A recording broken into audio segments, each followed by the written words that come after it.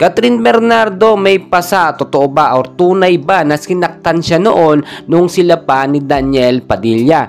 And before tayo magpatuloy mga kaibigan, please don't forget naman po to like and subscribe and always pa-hit ng notification bell para ma-notify kayo sa ating mga susunod na Celebrity Pinas update.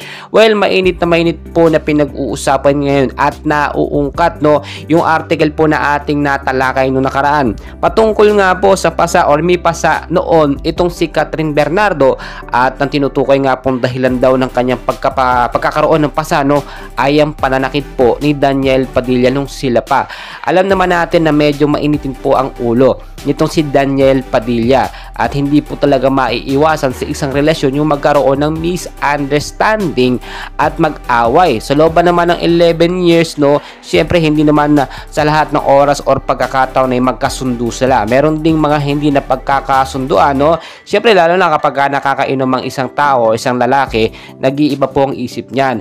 May mga lumabas po kasing update or mga pictures noon, na itong si Catherine Bernardo ay nagpa-check up at merong nakita ang mga pasa.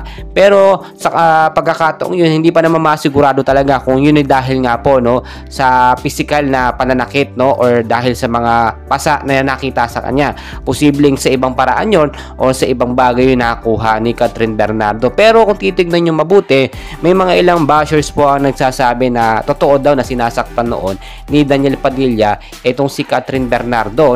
Mga bashers po nagsasabi ng ganun kasi nga daw may napapansin nila kay Catherine noon sa ilang mga pictures o larawan nila nung magkasama pa sila ni Daniel ay may mga maliliit po na pasa na nakikita.